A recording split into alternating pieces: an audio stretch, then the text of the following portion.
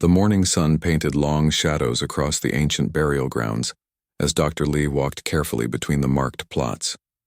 She pulled her jacket tighter against the chill, her breath making small clouds in the cold Turkish air. After 20 years studying human remains, she thought nothing could surprise her anymore. She was wrong. "Hey, take a look at this," she called to her colleague. Dr. Amir looked up from his notes and made his way over, his boots crunching on the frozen ground. Lee pointed to the partially exposed remains they'd uncovered yesterday. "Have you ever seen preservation like this before?" "In this region? At this depth?" Amir crouched down, his eyes narrowing as he examined what should have been bones reduced to dust after thousands of years. Instead, there was remarkable preservation that made no sense given everything they knew about the soil composition and climate of the area. "Impossible," he whispered, reaching for his camera. "The tissue shouldn't look like this. Not after all this time." Lee nodded, her heart racing with the thrill that only comes when you know you're looking at something that challenges everything in the textbooks. "And look at the positioning. Nothing like the other burials we've documented in this valley." The body had been arranged in a way they'd never encountered, not quite sitting up, not fully lying down, but in a strange half position with arms crossed in an unusual pattern. Around the remains, a circle of small carved objects caught the morning light, their surfaces covered in markings unlike any writing system they recognized. "We need to document everything exactly as we found it," Lee said, already reaching for her field journal.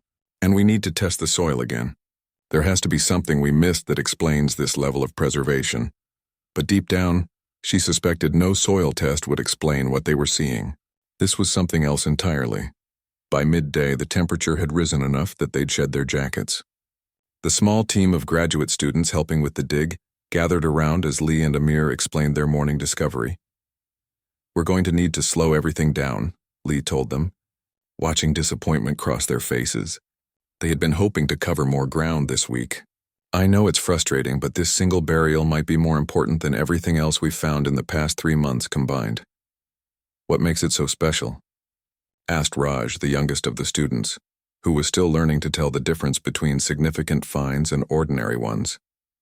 Lee chose her words carefully. "The preservation is unlike anything documented before in this region, and the burial arrangement includes symbols and artifacts that don't match anything in our reference materials." What? She didn't say. What she could barely admit to herself was how her skin had prickled when she first uncovered the face of the deceased. There was something in the expression, frozen for thousands of years, that looked almost peaceful, knowing.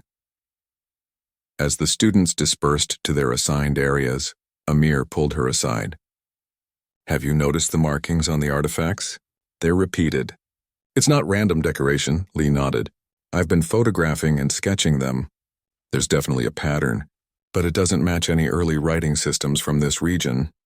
"Maybe it's not writing," Amir suggested, showing her his notebook. "Maybe it's something else entirely." Later that afternoon, while the others cataloged items from different parts of the site, Lee and Amir carefully removed one of the small objects from the circle surrounding the remains. It was a carved stone no bigger than a child's palm, cool to the touch despite sitting in the sun all day. Under the portable microscope they'd set up in their field tent, the markings revealed themselves in greater detail. They weren't crude scratches as they'd first appeared, but delicate, purposeful lines made with remarkable precision. "These weren't made with stone tools," Amir said, looking up from the microscope with wonder in his eyes. "The cuts are too clean, too consistent, which means either they had metal tools much earlier than we thought possible for this region," Lee replied, or, she didn't finish the sentence. The alternative was too far-fetched to voice aloud. That the artifacts came from somewhere else entirely, brought to this location by people who shouldn't have been able to travel such distances, given what they knew about ancient migration patterns. As the sun began to set, casting an orange glow over the excavation site, Lee sent the students and other team members back to their accommodations in the nearby village. She and Amir stayed behind, working by lantern light, meticulously documenting every aspect of their find. "We need to bring in specialists," Amir said, as he carefully bagged soil samples from around the remains. "A linguist for these markings. Maybe someone who specializes in ancient preservation techniques." Lee nodded, taking photos from every angle. And we need to keep this quiet until we understand what we're looking at. You know how the academic community can be when findings challenge established theories. She'd seen promising careers derailed when researchers published findings that went against mainstream archaeological thought. She wasn't about to let that happen to them, not until they had irrefutable evidence. Around midnight, with the stars bright in the clear mountain air, they finally packed up their equipment and prepared to leave the site. Lee took one last look at the partially excavated remains, now covered with protective sheeting to shield them from the elements. "What secrets are you holding?" she whispered to the silent form beneath the covering.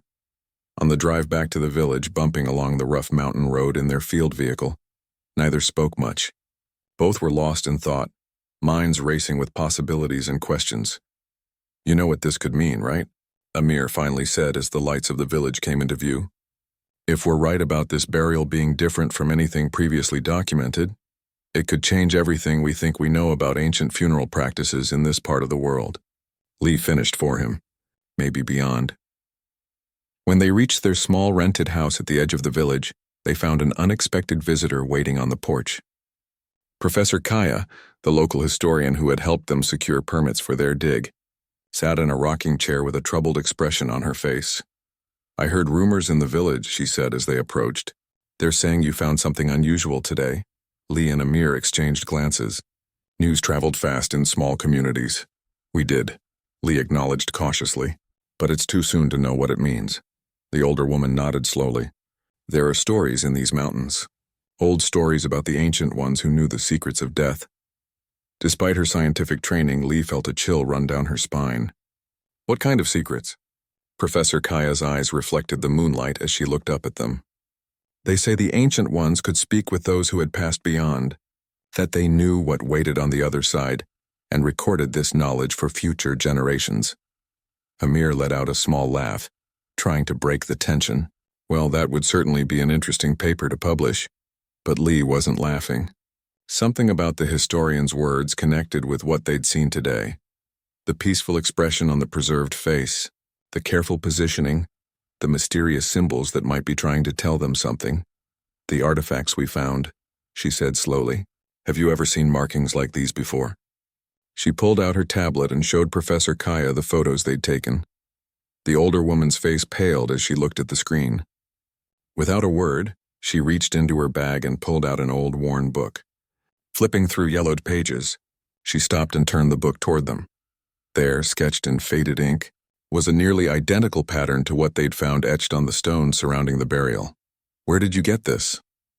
Amir asked, his voice barely above a whisper. "It belonged to my grandfather. He was the village historian before me, and his grandfather before him." Professor Kaya's fingers trembled slightly as she traced the drawing. "The text says these are words from beyond, messages from those who have seen what comes after death." Lee felt goosebumps rise on her arms despite the warm evening. "Does it say what the symbols mean? Can you translate them?" The professor shook her head. "Not fully. Some of the old language has been lost, but I know someone who might help. A linguist at the university in Ankara who specializes in obscure ancient languages. I can contact him tomorrow." That night, Lee couldn't sleep. She lay awake, staring at the ceiling of her small room, her mind racing with questions. What if they had stumbled upon evidence of an unknown belief system? What if the preservation of the remains wasn't just a lucky accident of soil chemistry, but the result of some lost technique? And those symbols, what were they trying to tell the living? She got up around 3 a.m. and sat at her desk, going through the photos they'd taken, comparing them to known symbols from other ancient cultures. Nothing matched exactly, yet there were tantalizing similarities to writing systems from regions thousands of miles away. How could that be possible? The accepted timeline of human migration and cultural exchange couldn't account for such connections. As dawn broke over the mountains, Lee made a decision. This discovery was too important to rush or to keep to themselves. They needed help from experts across multiple fields, and they needed protection for the site. She began drafting emails to trusted colleagues around the world, careful with her wording, not wanting to sound sensational but needing to convey the potential importance of what they'd found. This wasn't just another interesting burial. This was something that might change our understanding of how ancient people viewed death itself. And somewhere in the back of her mind, a small voice wondered, what if the ancient ones really did know something about death that we've forgotten? What if the answers to humanity's oldest questions were buried in that grave, waiting to be understood once more? Morning light streamed through the dusty windows of the small house as Lee typed the last of her emails.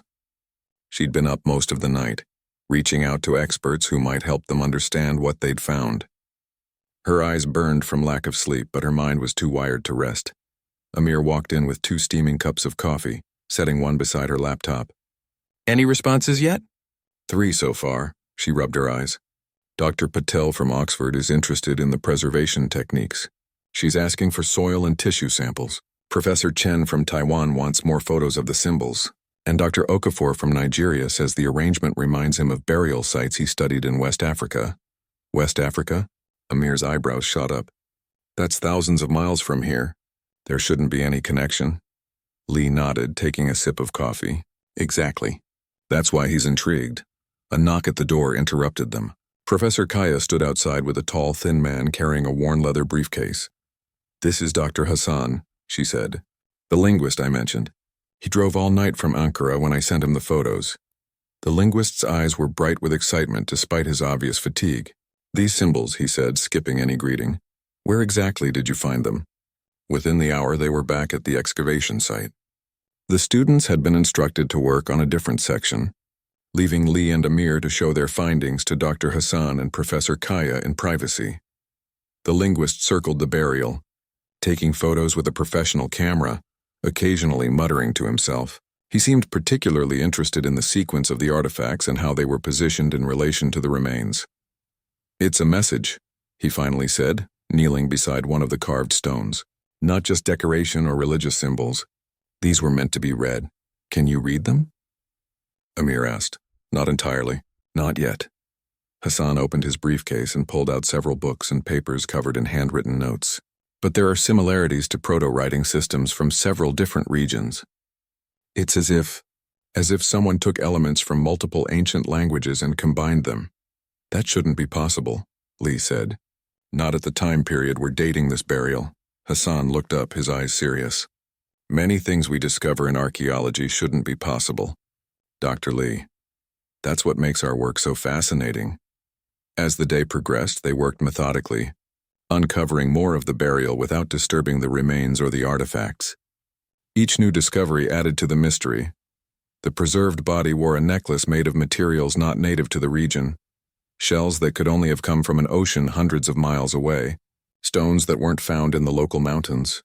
Trade routes, Amir suggested. They must have been more extensive than we thought. Maybe, Lee said, but she wasn't convinced. The carbon dating results from their initial samples suggested this burial was from a time when such extensive trade networks weren't supposed to exist. By late afternoon, Dr. Hassan had filled a notebook with sketches and notes about the symbols. He sat under the shade of a tree, comparing them to references in his books. I think I'm beginning to understand fragments, he told them during a water break. There are repeating patterns that seem to represent concepts rather than specific words. And this sequence here, he pointed to a sketch, appears in 3 different locations, always in the same order. What does it mean? Professor Kaya asked. If I'm interpreting correctly, and I stress this is preliminary, it's describing a journey. A passage, he hesitated, from life to something else. Lee felt that same chill she'd experienced when they first made the discovery. You mean like an afterlife? Perhaps, but not in the way most ancient cultures depicted it. Hassan flipped through his notes. Most early writing about death describes it as an end or a different realm. These symbols suggest something more cyclical, a transformation rather than an ending. As they discussed the implications, one of the graduate students came running from the other side of the site. Dr. Lee, Dr. Amir, we found something. They followed the excited student to where the others had been working. There, partially exposed in the dirt, was another burial with the same unusual positioning and preservation. It's not just one, Lee whispered. It's a pattern. By sunset, they had identified 3 more potential burials with similar characteristics, all within the same area of the site. This wasn't a one-off anomaly. It was a deliberate practice. That evening, as they gathered in the village's small community hall to share their findings, Lee's phone buzzed with an incoming video call. It was Dr. Okafor from Nigeria. "I've been looking through my archives since your email," he said, his voice slightly distorted by the poor connection. "And I found something you need to see." He held up photographs of artifacts discovered at a burial site in Nigeria nearly 20 years ago. The symbols etched into them were unmistakably similar to what they'd found in Turkey. This can't be coincidence," Amir said, leaning into the frame. "I don't believe it is," Dr. Okafor replied. "And here's where it gets even more interesting. These burials in Nigeria were carbon dated to roughly the same time period as what you're describing. The implications hung in the air, unspoken but understood by everyone in the room. Either there had been contact between these distant regions far earlier than current theories allowed, or something even more extraordinary was at play. Later that night, after everyone else had gone to bed, Lee sat alone on the porch of their rented house, staring at the stars. Her mind kept returning to the peaceful expression on the face of the preserved remains. What had that person known about death that gave them such serenity in their final moments? The sound of footsteps made her turn. Professor Kaya approached, carrying 2 glasses of tea. "You should rest," the older woman said, handing Lee a glass. "Tomorrow will be another long day." "I can't stop thinking about it," Lee admitted. "If these burials are connected across continents, if these symbols really are describing some understanding of death that was shared by ancient cultures who shouldn't have been able to communicate with each other, then what?" Professor Kaya asked gently. "Then either everything we think we know about ancient human migration and cultural exchange is wrong, or," Lee hesitated, "or these ancient people knew something about death that transcended cultural boundaries."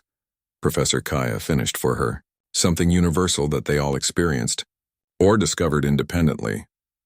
Thought was both thrilling and unsettling. The next morning brought new allies to their investigation. Dr. Patel arrived from Oxford, bringing specialized equipment for analyzing the preservation of the remains. A chemist from Istanbul University joined them to study the soil composition. Dr. Hassan brought 2 colleagues, experts in ancient writing systems from different regions. The small excavation had transformed into an international research hub overnight. Even the village mayor took notice, stopping by to see what had drawn so many scholars to their remote corner of Turkey. "We need to be careful," Amir warned Lee as they watched the team at work. "The more people get involved, the more likely this will leak to the press before we're ready." Lee nodded. "I know, but we can't do this alone. We need their expertise." By midday, Dr. Patel had set up her equipment and was taking samples from the preserved tissue. "The level of preservation is extraordinary," she told Lee, eyes fixed on her microscope. "There are traces of a compound I've never seen before. Some kind of resin or oil that seems to have remarkable antibacterial properties. Could it be local? Something they found in these mountains? Possibly. But I've studied preservation techniques from around the world, and this doesn't match anything in the historical record." She looked up from her work. "If this was a known method, why wasn't it used more widely? Why don't we see it in other burials from this period?" It was a good question and one Lee couldn't answer. Meanwhile, Dr. Hassan and his colleagues had spread their notes across several tables, comparing the symbols with known writing systems from different time periods and regions. "There are elements that resemble early Sumerian," one of them was saying, "but also components that look more like Proto-Sinaitic script, which shouldn't have existed yet. And these," Dr. Hassan pointed to a particular set of markings, "have similarities to symbols found in cave paintings in southern India." The chemist from Istanbul approached them, holding up a test tube with soil samples. "The soil around the burials has been altered," he said. "There are compounds present that aren't found in the surrounding area. Some kind of mixture was deliberately added." Piece by piece, the puzzle was growing more complex rather than more clear. Everything they discovered raised new questions rather than providing answers. That afternoon, Lee received an email that made her heart race. A colleague in China had found references to similar burial practices in ancient texts, descriptions of a secret society that claimed to know what happened after death. According to the texts, members of this society could be found in distant lands, all practicing the same rituals, all using the same symbols to record their knowledge. Legend said they called themselves the Witnesses, those who had seen beyond the veil of death and returned to share what they had learned. As Lee read the email aloud to the team, A hushed silence fell over the room. Even the most skeptical among them couldn't ignore the mounting evidence that they had stumbled onto something extraordinary. "So what do we do now?" Amir asked, voicing the question on everyone's mind. Lee looked around at the assembled experts, each bringing different pieces to this ancient puzzle. "Now," she said, "we find out what these witnesses were trying to tell us. What was so important that they developed a shared language across continents to preserve it? What did they know about death that they were so desperate for future generations to understand?" The answer, she suspected, lay in those symbols, waiting to be decoded after thousands of years of silence. And for the first time since their discovery, Lee felt not just scientific curiosity but something deeper, a sense that they were on the verge of uncovering a truth that had been waiting patiently to be found again. The research camp buzzed with activity as the morning sun climbed over the mountains. 2 weeks had passed since the initial discovery, and the team had grown to include experts from 12 countries. What had started as a small archaeological dig had transformed into something much bigger, a quest to understand what these ancient people knew about death. Lee stood in the center of their makeshift headquarters, a large tent filled with tables covered in papers, laptops, and equipment. On the walls hung enlarged photos of the symbols they'd found, alongside similar markings discovered at sites around the world. Red string connected the images that showed matching patterns. "The translation is coming together," Dr. Hassan said, pointing to his latest work. "We've identified nearly 60 distinct symbols now, and we're beginning to understand how they relate to each other." "What are they saying?" Lee asked, the question she'd been asking every day. The linguist smiled, the excitement clear in his tired eyes. "They're describing a journey, just as I suspected. But it's more detailed than I initially thought. These symbols here," he pointed to a sequence found on multiple artifacts, "describe leaving the body behind, a separation of some kind, a soul," Professor Kaya suggested. "Perhaps, though they don't use any symbol we'd directly translate that way. It's more like an essence, a consciousness that continues when the physical form does not." Amir joined them, carrying fresh data from Dr. Patel's analysis. "The preservation compound contains ingredients from at least 3 different continents," he said, "including a plant extract that only grows in the Amazon basin." Lee took the report, scanning the findings with growing amazement. "That's impossible. There's no way these people could have traveled to South America and back, not at this time period. Unless everything we think we know about ancient human migration is wrong," Amir said quietly. The implications were staggering. Either these ancient people had capabilities far beyond what modern archaeology credited them with, or there was some other explanation for how the same burial practices, the same symbols, and the same preservation techniques had appeared in disconnected parts of the world simultaneously. Dr. Okafor approached with his laptop open. "I've been comparing the facial structures of the remains we found here with those from similar sites in Africa and Asia," he said. "There's something unusual in all of them." He turned the screen to show them a series of 3D scans of skulls. "See this formation in the frontal lobe region? It appears in every individual associated with these special burials. It's a slight enlargement that doesn't appear in other remains from the same time periods and regions." "What does that mean?" Lee asked. "I'm not sure yet.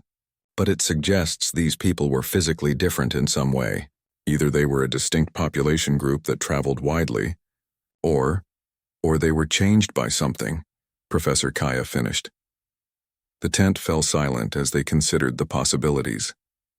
Later that afternoon, a small airplane landed on the improvised airstrip the local government had helped them create. From it emerged Dr. Wong, a neurologist from Singapore who specialized in near-death experiences. Lee met her at the edge of the camp. "Thank you for coming on such short notice." "How could I refuse?" Dr. Wong replied, shaking Lee's hand warmly. "Your discovery potentially connects to my life's work. These symbols you found, and from what you've shared, they sound remarkably similar to how modern patients describe their near-death experiences." They walked through the camp, bringing Dr. Wong up to speed on their latest findings. When they reached the tent housing the preserved remains, the neurologist fell silent, studying the peaceful expression on the ancient face. "It's just as you described," she whispered. They looked like they knew something reassuring. Over dinner that evening, Dr. Wong shared her research with the team. For 30 years, I've studied people who were clinically dead and then revived. Across cultures, religions, and backgrounds, many describe similar experiences: a journey through darkness toward light, encounters with deceased loved ones, a life review, and a profound sense of peace. She pulled up slides on her tablet, showing brain scans of patients before and after these experiences. We see consistent changes in brain activity patterns. Nothing as physical as what Dr. Okafor has identified in your ancient remains, but functional changes nonetheless. Are you suggesting these ancient people had near-death experiences and then recorded them? Amir asked. It's a possibility, Dr. Wong replied. Or perhaps they found ways to induce similar states without actually dying. Professor Kaya leaned forward. There are old stories in these mountains about ancient shamans who could send their spirits out of their bodies and return with knowledge from beyond. Most historians dismiss them as myths, but the conversation continued late into the night, theories building upon theories. What if these ancient people, separated by vast distances, had all discovered techniques to access the same experiences? What if what they learned was so profound, so important, that they developed a special writing system just to record it for future generations? The next morning brought a breakthrough. Dr. Hassan burst into the main tent where Lee was reviewing data with Amir and Dr. Patel. "I've got it," he exclaimed, spreading papers across the table. The key was in the sequence. These aren't just separate symbols, they're a narrative, a step-by-step description of what happens after death. The team gathered around as Dr. Hassan walked them through his translation. First, there's a separation, consciousness leaving the body. Then a journey through darkness described as the narrow passage. After that, encounters with those who have gone before, ancestors or guides. Then something they call the revealing, a moment when all knowledge becomes available. Lee studied the symbols, following Dr. Hassan's logic. And these final symbols? What do they mean? That's the most interesting part, the linguist said, his voice dropping slightly. They describe a choice: to continue onward to something they call the Great Unity, or to return and share what they've learned. They're describing coming back, Dr. Wong whispered, just like modern near-death experiencers. But with one crucial difference, Dr. Hassan added. These ancient accounts suggest they could do this deliberately, that they had developed techniques to die temporarily and return. The implications stunned everyone into silence. If true, these ancient people had achieved something modern science was only beginning to understand, a way to explore the boundary between life and death and return with knowledge. That afternoon, the chemist from Istanbul made another discovery. The preservation compound contained traces of plants known to have psychoactive properties. These specific combinations of herbs and fungi, he explained, could potentially induce altered states of consciousness, states where a person might feel as if they're leaving their body, so they used these substances as part of their rituals. Lee asked, possibly, but the interesting thing is that these same plant combinations appear in the remains found in completely different parts of the world. The same exact formula. Dr. Patel joined the conversation, and the preservation method itself. It's not just about preventing decay. The way the bodies were prepared, the positions they were placed in, it's as if they were ready to make this journey again.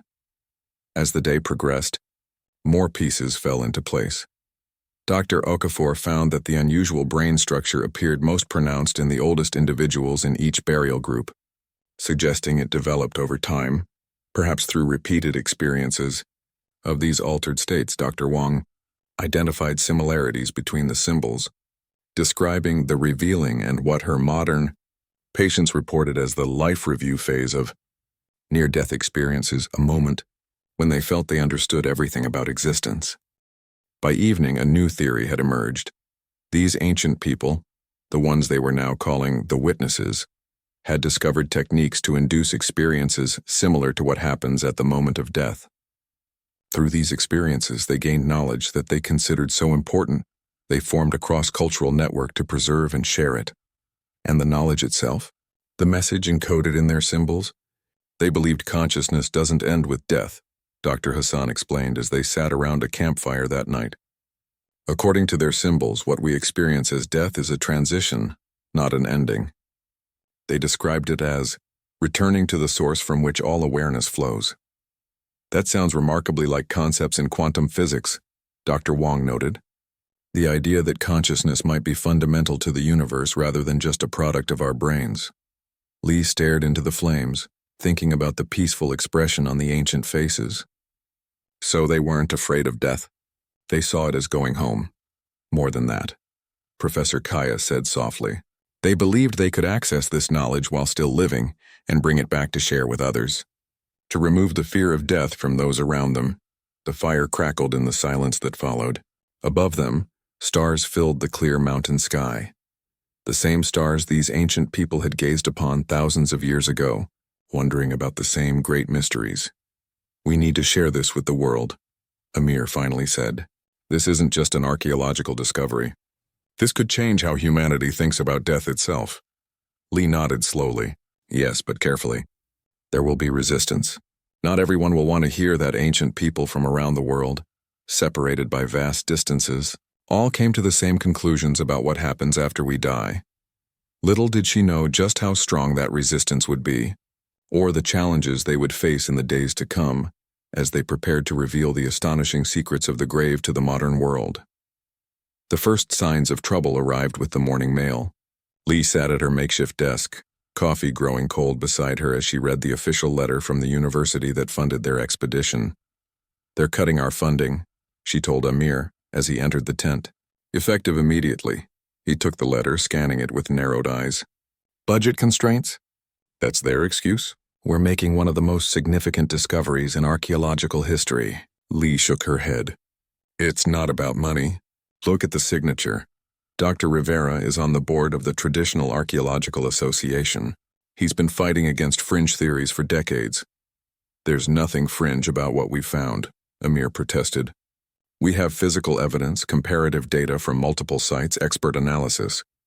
We also have conclusions that challenge the established view of ancient human capabilities and knowledge, Lee said quietly. That's enough to make some people very uncomfortable. It wasn't just the university. By noon, Lee had received 3 more emails from colleagues distancing themselves from the project. People who had initially shown interest were now declining to be associated with their findings.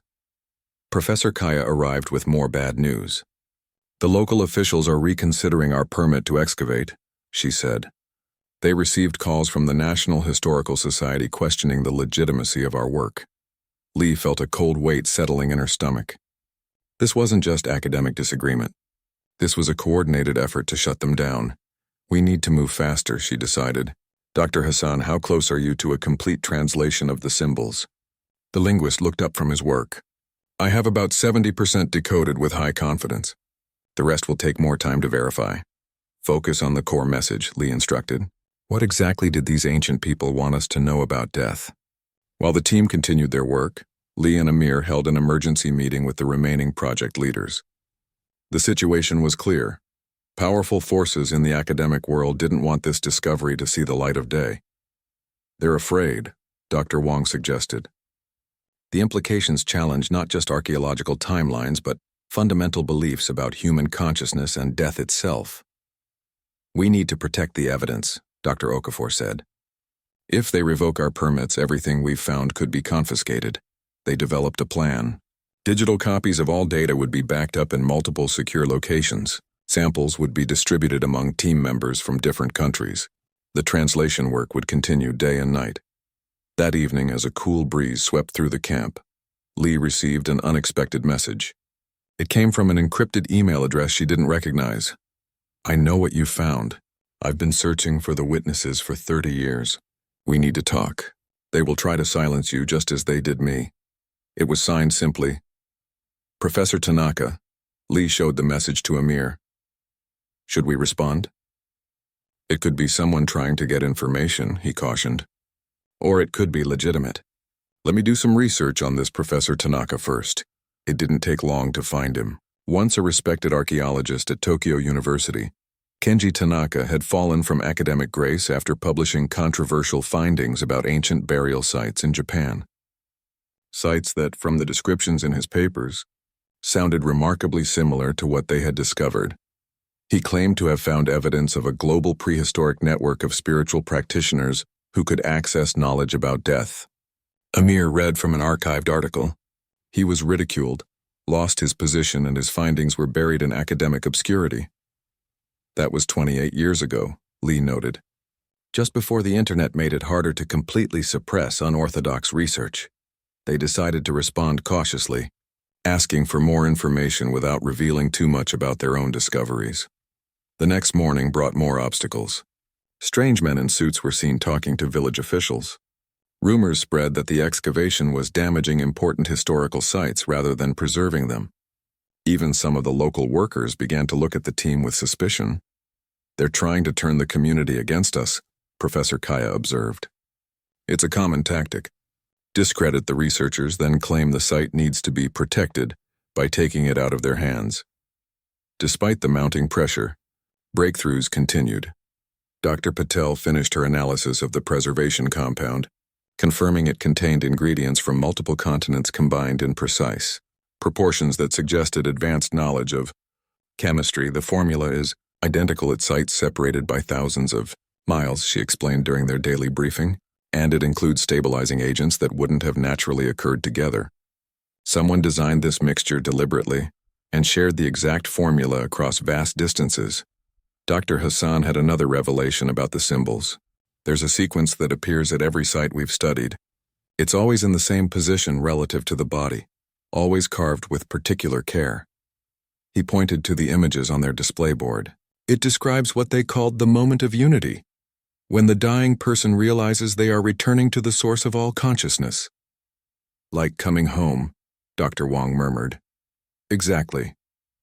And here's what's remarkable. The neurological state they're describing matches what modern brain scans show in people having near-death experiences. That sense of oneness, of boundaries dissolving, correlates with specific brain activity patterns we can now measure." The pieces were fitting. Together, these ancient people had discovered techniques to access altered states of consciousness that revealed something profound about death. They considered this knowledge so important, they created a cross-continental network to preserve and share it, using a special writing system and preservation techniques to ensure their message would survive. And now, thousands of years later, modern science was catching up to what they had known. Lee received another message from Professor Tanaka, this one more urgent. "They're moving faster than I expected. Your permits will be revoked within 48 hours. We need to meet. I have information that will help protect your discovery." This time he included coordinates for a meeting place, a small tea house in a neighboring village. Lee and Amir debated whether to go. It could be a trap, a way to get them away from the site during a crucial moment, but it could also be their best chance to understand what they were up against. "I'll go," Lee decided. "You stay with the team. If I'm not back in 3 hours, assume something went wrong." The tea house was small and dimly lit, tucked away on a quiet street. Lee arrived early, choosing a seat with a clear view of both the entrance and the back door. She ordered tea and waited, watching each person who entered. He was not what she expected. Professor Tanaka walked with a slight limp, his face weathered by years but his eyes sharp and alert. He spotted her immediately, giving a small nod before ordering his own tea and joining her table. "Thank you for coming," he said in perfect English. "I've followed your work from a distance. What you found is what I glimpsed decades ago before they shut me down." "Who are they?" Lee asked. "Not a formal organization, more a network of powerful individuals in academia, religion, and government who believe certain knowledge should remain buried." He sipped his tea calmly. "People who have built careers and power structures on current understandings of history and human consciousness." "But we have evidence," Lee argued. "Hard scientific data." "So did I." A shadow crossed his face. "Evidence can disappear. Reputations can be destroyed. You've already seen it beginning." He reached into his jacket and pulled out a small notebook, sliding it across the table. "This contains locations of other witness sites that were never officially excavated. It also lists allies, people who will help protect your findings when everything else falls apart." Lee took the notebook, feeling its worn leather cover. "Why are you helping us?" The old professor smiled sadly. 30 years ago, I found what you found. I saw what happens when we die. It changed everything for me." He tapped the notebook. "They took my career, but they couldn't take what I learned. The witnesses were right. Death is not the end. Consciousness continues." That knowledge deserves to be shared with humanity. As they talked, Professor Tanaka shared his own story. After his academic downfall, he had traveled the world, finding other witness sites and connecting with researchers who had made similar discoveries, but kept quiet to protect their careers. "There's an underground network of us now," he explained. "Scientists, archaeologists, religious scholars, people who have seen the evidence and know the truth. We've been waiting for a discovery significant enough, with enough collaborative proof that it couldn't be easily dismissed." Lee realized what he was saying. "You think our find is the one that could finally break through?" "With the right approach, yes." He leaned forward. "But you must move quickly. Prepare your evidence for public release through multiple channels simultaneously. Once it's out there widely enough, they can't suppress it all." As their meeting concluded, Professor Tanaka gave Lee one final warning. "Watch for a man named Dr. Bennett. If he shows up at your site claiming to represent a preservation society, do not let him take anything. He's their cleaner, the one they send to make evidence disappear." Lee returned to camp with renewed determination and a plan. They would work through the night to compile their findings into a comprehensive report, ready for simultaneous release to multiple scientific journals, news outlets, and online platforms. The race against time had begun. They had less than 48 hours before their permits would be revoked. 48 hours to prepare the world for the astonishing secrets of the grave to finally be revealed. Dawn broke over the mountains as the team worked through their second sleepless night. The main tent had transformed into a digital war room, laptops humming, cables snaking across tables, team members speaking in hushed, urgent tones as they compiled their findings. "How's the video documentation coming?" Lee asked, rubbing her tired eyes. "Almost done," Amir replied, not looking up from his screen. "High-resolution footage of all artifacts, 3D scans of the remains, microscopic analysis of the preservation compounds, everything with timestamps and location data that can't be disputed." Dr. Hassan approached with printouts of his final translation. "I've completed the core message," he said, laying the papers on Lee's desk. "It's remarkable in its simplicity." Lee scanned the translation, feeling a chill despite the morning warmth. After all their work, the ancient message came down to a few profound truths. Consciousness does not end with death. What we experience as dying is a transition, not an ending. The fear of death is unnecessary. All consciousness returns to a unified source and can emerge again in new forms. "They're describing reincarnation?" she asked. Dr. Hassan shook his head. "Not exactly. They don't describe individual souls being reborn. It's more fluid than that. They talk about consciousness as a fundamental property of the universe that temporarily localizes in individual beings before returning to the whole. Like waves in an ocean," Dr. Wong added, joining the conversation. "Each wave appears separate, rises and falls, but is never actually separate from the ocean itself." Lee thought about the implications. So these ancient people discovered what quantum physicists are just beginning to theorize about consciousness? "And they found a way to experience it directly," Dr. Wong said. "Their techniques allowed them to access this knowledge while still living, to know what happens after death without permanently dying. The magnitude of what they'd uncovered was staggering. This wasn't just an archaeological discovery or an anthropological curiosity. This was knowledge that could transform humanity's relationship with mortality itself." As the team finalized their report, Professor Kaya burst into the tent. "Officials are on their way," she said breathlessly. "Government representatives with paperwork to shut down the excavation. They'll be here within the hour." Lee looked around at their work. "Are we ready?" Amir nodded. "The main report is prepared for submission to 5 major scientific journals. Video documentation is backed up on 7 secure servers around the world. Key artifacts have been thoroughly documented." "What about physical evidence?" Lee asked. "We can't let them confiscate everything." "Already handled," Dr. Patel said. "I've sent tissue samples to 3 different labs under innocuous research requests. Dr. Okafor has shipped artifact replicas with complete data to colleagues in 4 countries. Professor Kaya has secured the most important original pieces in a location only she knows." Lee felt a surge of gratitude for this dedicated team. In just 48 hours, they had accomplished what might normally take months, working together to preserve a discovery that powerful forces wanted buried. "We have one final decision," she said. gathering the core team. Do we wait for peer review before going public, or do we release everything now? The traditional scientific approach would be to wait for peer validation. But they didn't have that luxury. Once the officials arrived, they would lose access to the site and potentially much of their evidence. Release it all, Professor Tanaka said firmly. He had joined them early that morning, bringing additional documentation of his own findings from decades ago. Academic gatekeepers will try to slow-walk the peer review process. By the time they're forced to acknowledge the validity of your work, the public narrative could already be set against you. But without peer review, we'll be accused of bypassing scientific protocol, Amir cautioned. We'll submit for peer review simultaneously, Lee decided, but we also release our findings directly to the public. Let people see the evidence for themselves.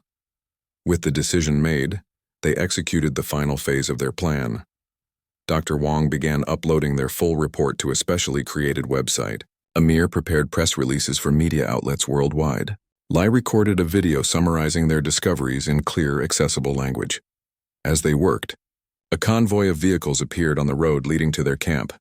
They're here, Professor Kaya warned. Lee nodded to the team. Keep working. I'll handle this. She walked out to meet the officials.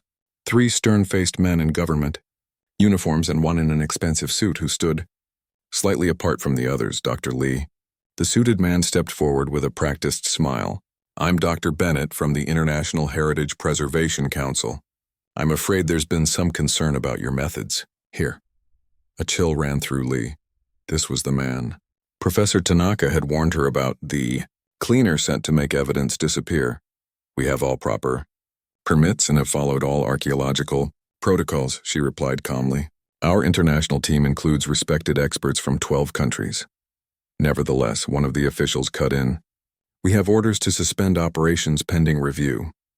He held out official-looking documents. You and your team are required to vacate the site immediately. All artifacts will remain under government protection. Of course, Lee said with a polite smile. We'll cooperate fully. May I have 1 hour to gather our personal belongings? The official checked his watch and nodded reluctantly. 1 hour. No more. As they walked back to camp, Amir met her with a questioning look. It's done, she whispered. Everything uploaded. The report is live on 50 different websites. Video documentation streaming now. News outlets have our press release. A wave of relief washed over her. They had succeeded. The knowledge preserved by the witnesses for thousands of years was now preserved again, this time in the digital realm, where it couldn't be easily suppressed.